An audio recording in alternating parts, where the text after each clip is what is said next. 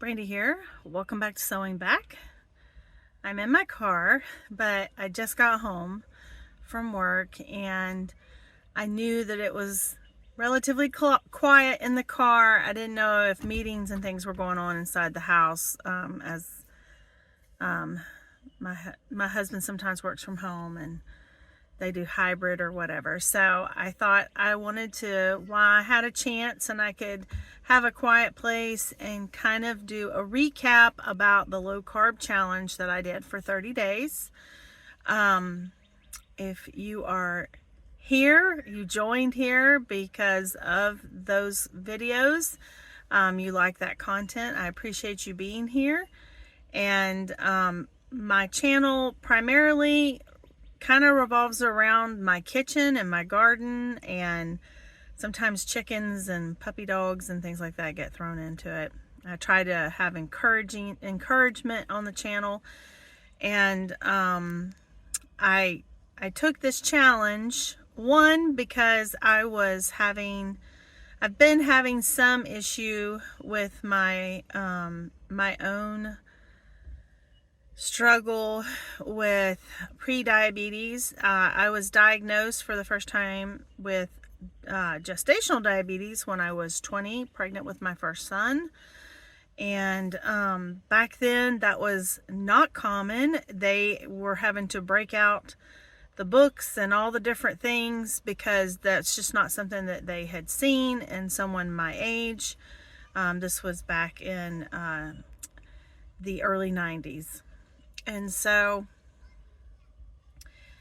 that is interesting because I look back and I had dietitians and all this different stuff, and a lot of the things that they told me to eat was very much opposite of what you should eat. And but you know, they have letters after their names and you think they know, and I did everything they asked.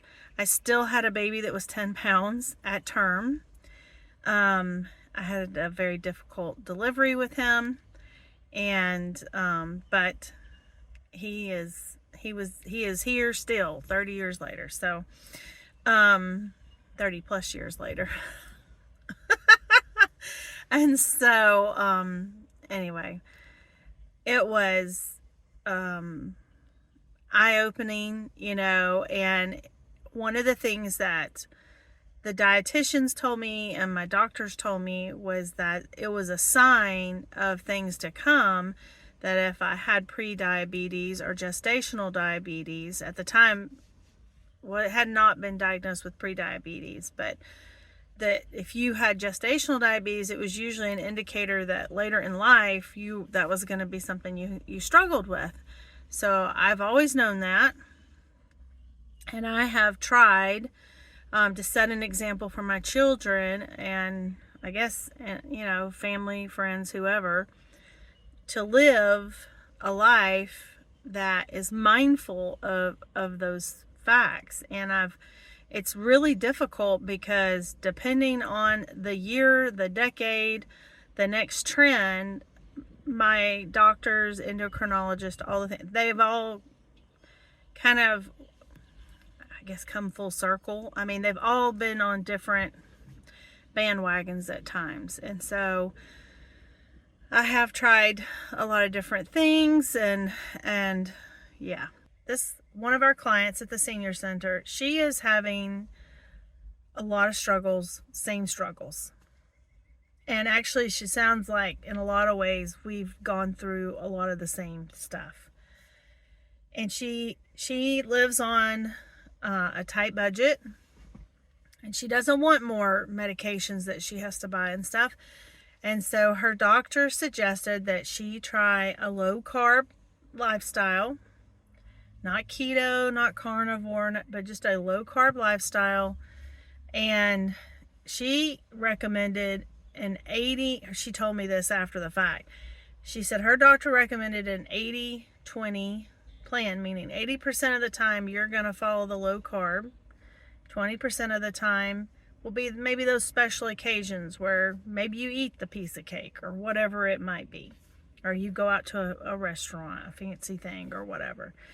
And she said she felt like that was a doable plan for her, and then adding in some movement.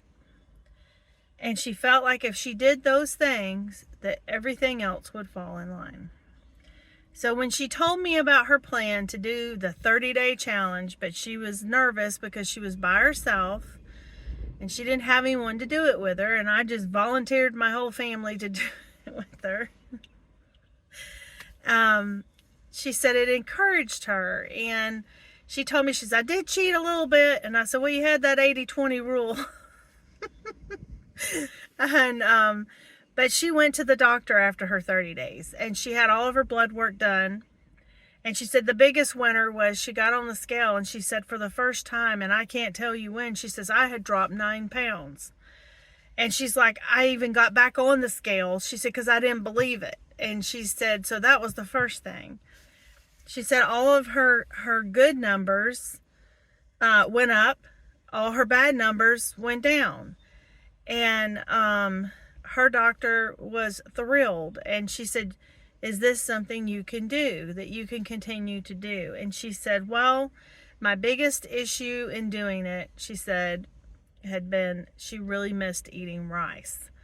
Rice was a big staple where she grew up, and she said that she really missed. And so I had shared with her about the cauliflower rice, and that you can get mixes where you can mix it, and you can have some brown rice in it and some of the cauli rice, so you feel like you're getting more brown rice than you're actually getting.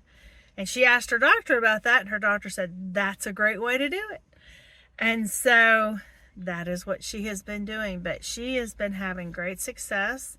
The only problem that she had, the only negative, was she was skipping breakfast, and her numbers were actually dipping. She was having some hypoglycemic issues. And so now she has a light breakfast, but she keeps it low carb, and she has had no problems. So that was her success story.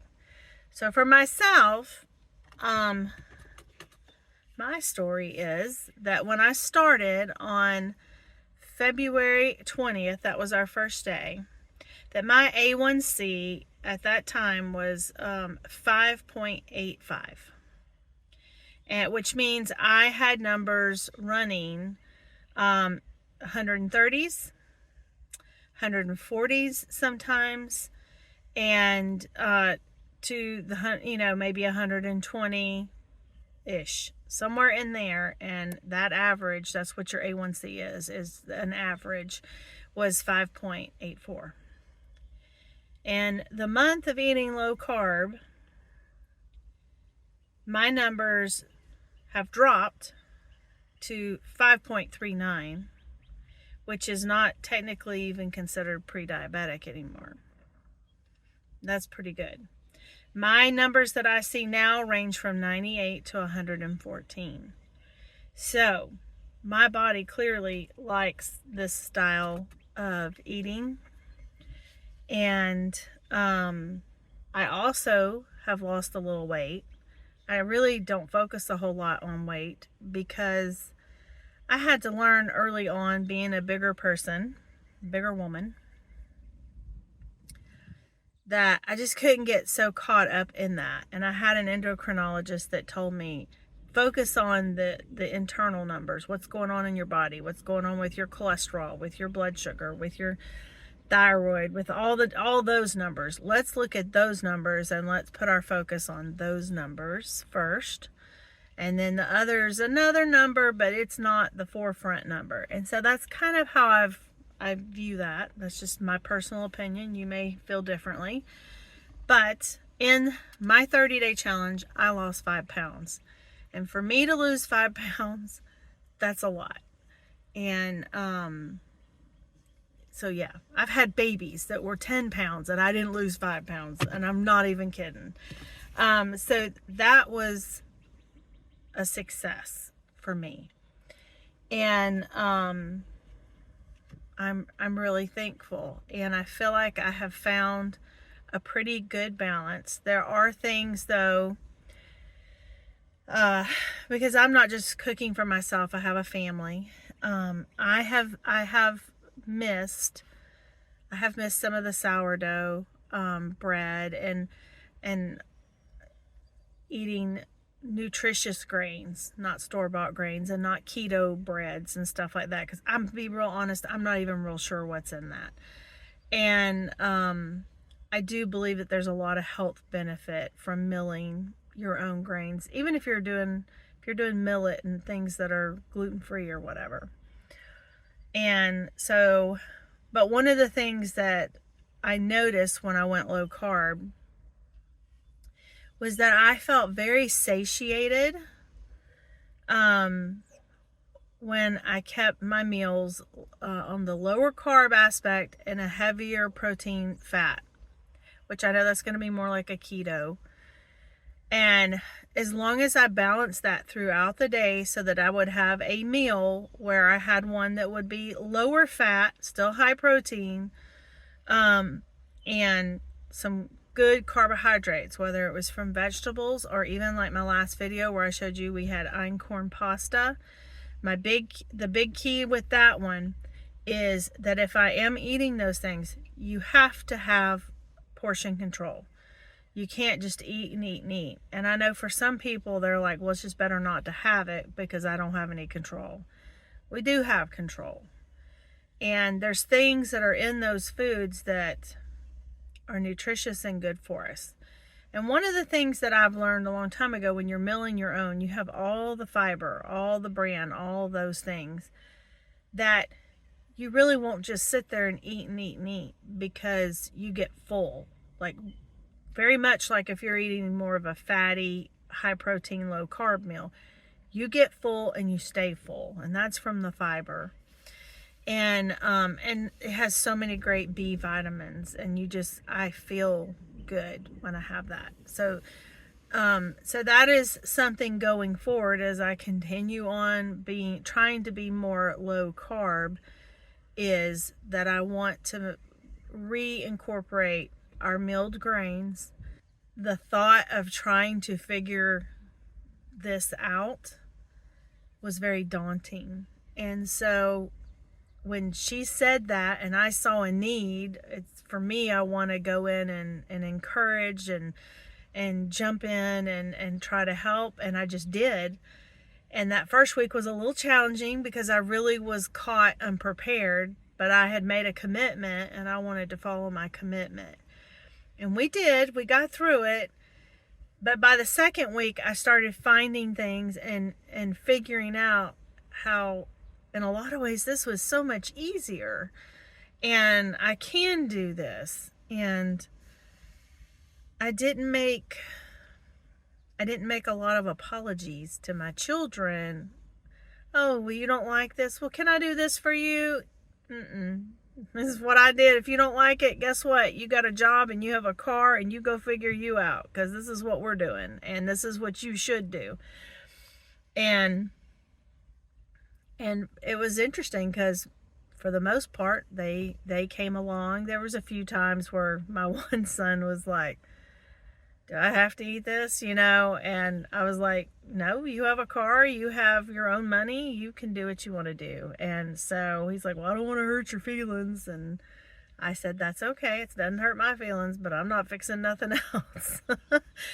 And my other son really took to it really well. And then my other two boys are in and out. They're older, and sometimes they come to dinner, sometimes not. So, but I felt like I was able to manage it pretty well and do, give it a earnest A plus try, or at least an A, maybe A minus some days. But nonetheless, the proof's in the numbers. That's going from a pre-diabetic A1C to a non-diabetic.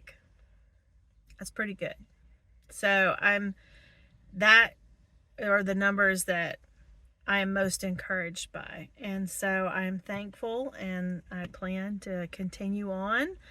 I don't know if y'all want to see any more recipes like that or what on the channel. I don't know. It's funny because some people like stuff and some people don't. And but not gonna stop gardening, and I'm not gonna not eat what I grow, and I don't really see how that doesn't fit into this type of lifestyle. So that's kind of my plan going forward. I will say I got several people who commented and said how good they feel eating a lower carb lifestyle, but that they would get bored and they felt very restricted, and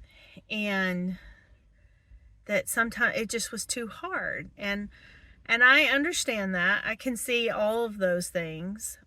And I think that's why, as I was thinking about it, I feel like a lot of times when we hear low carb, we really do, in our head, it's keto, because that's been so pushed as of late.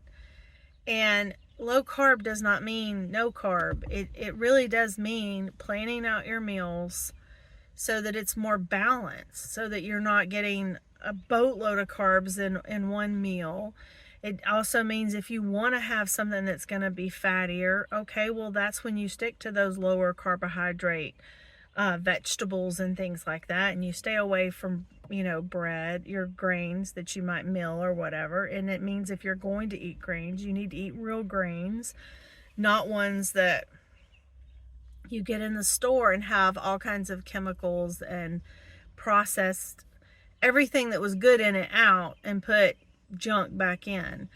That's not real bread. That's not real pasta. And you can find the other kind. You can make the other kind. You don't even have to have sourdough, even if you use yeast.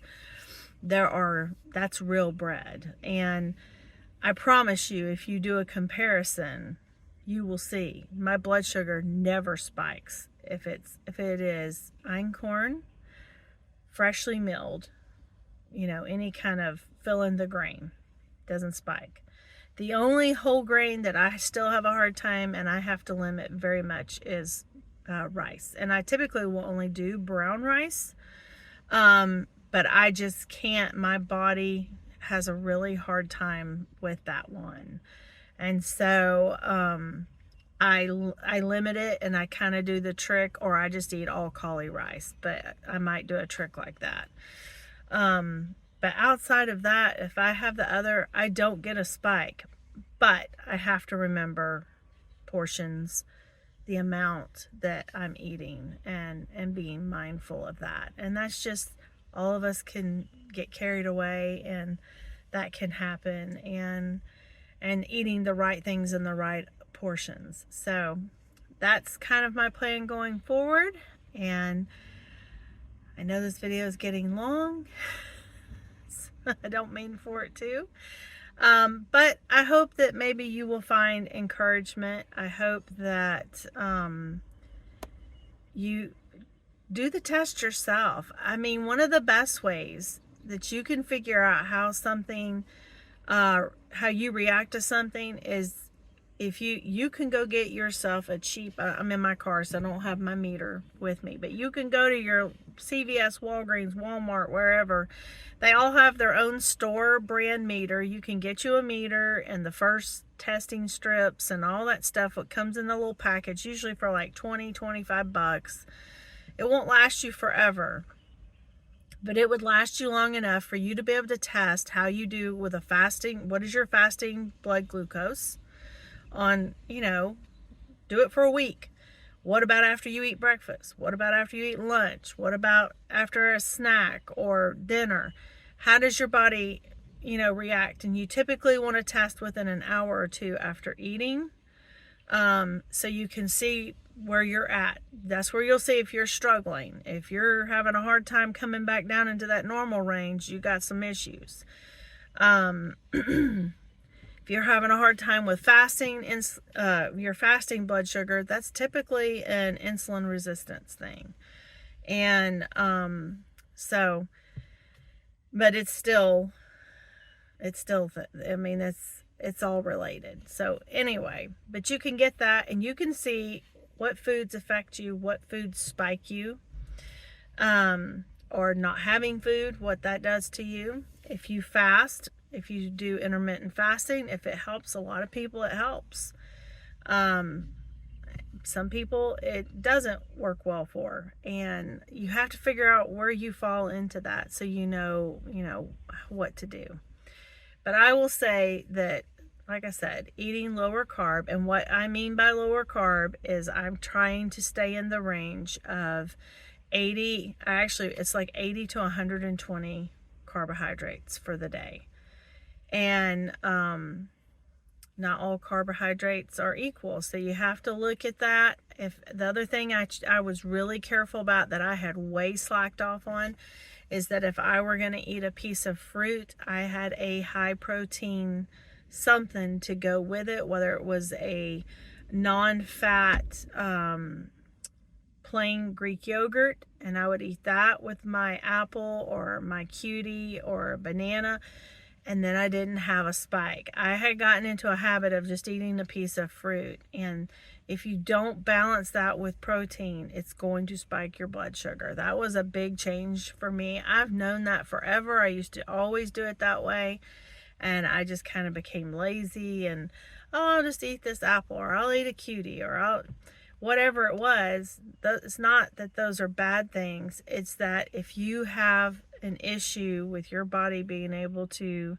take that load, you've got to balance it. You have to have that balance in your diet, or it will spike your blood sugar. And that just, once you spike, it's hard to rein it back in.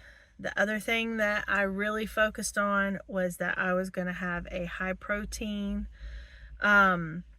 breakfast every morning, because I was going to get those numbers in shape starting out, even if it didn't start off that way, because my fasting blood sugar was struggling, because I still have that struggle. But I will say my struggle has come a lot further down than when I started the 30 days prior.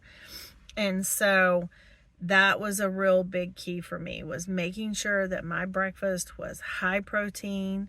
And some of them were high protein, high fat, like I would fry up a couple eggs, and because I'm like swimming in eggs right now because my chickens are all laying, and I would stay full, satiated, and I felt good, and my numbers loved it. Like, those were some of my better numbers. Like like an hour later, my blood sugar would be 98. That's wonderful. So so that was something else that I did. And if I were gonna have a snack that was maybe on the fattier side, like I really love the sprouted sea salt pumpkin seeds that I found in that Costco haul. Those are delicious. And so I would measure out some of those, and I'd measure out about 9 to 10 almonds. And that would be my snack. And that, honestly, that was my snack this afternoon. And I'm totally satiated. I feel great, feel full, not hungry. And that carries me until dinner time. And so, so planning those kinds of things out keeps your blood sugar stable. You want that line to be stable. You don't want all of this or just high. You don't want any of that. So those were a lot of the things that I saw by monitoring it. So if you're not sure where you fall on that, or maybe you go to the doctor and they only check your A1C, and it's okay, well, that's great, but it's still beneficial to check the other thing, because you may pick up on something that the other one does not. Like maybe you're struggling after you eat this one type of meal, and you will see, well, maybe I shouldn't eat that type of meal or eat so much of that meal because it's too much on my system, because it will eventually catch up with you. That's why they say so many people are walking around and they have no idea they have pre-diabetes. A lot of them don't even know that that they're already past pre and into type 2 until it's not too late, but they may have occurred. There may have other damage that has come from walking around with undiagnosed type 2 diabetes. So I advocate for yourself, and that's something that's a way that you can do it. You don't have to pay for expensive labs. You can just watch it. for a week, and you will have a good indicator how your body reacts to the different types of food that you're putting in it and the type of food that you're eating. Are you eating real food, packaged food, and whatnot? And so I hope that encourages you. I hope that that will give you some food for thought. So I hope that that will encourage you. You won't feel so overwhelmed. If you feel better eating low carb, well, then try that whole 80-20 rule, and then don't beat yourself up if you just go off the bandwagon. Try to get back on that wagon and just keep plugging away at it, because that's all you can do. And so with that, I appreciate you being here. I appreciate all the feedback. Like I said, if you have a good recipe that you want to share, please put it in. Even if it's not yours, but you've tried it, put it in the comments. I'm always looking for new things to try, so I would clearly appreciate that. If you have little tricks of the trade, if you've been a long time low carber, let us know. We can always learn from one another. And with that, I'm going to say bye, and I'll see you in the next one.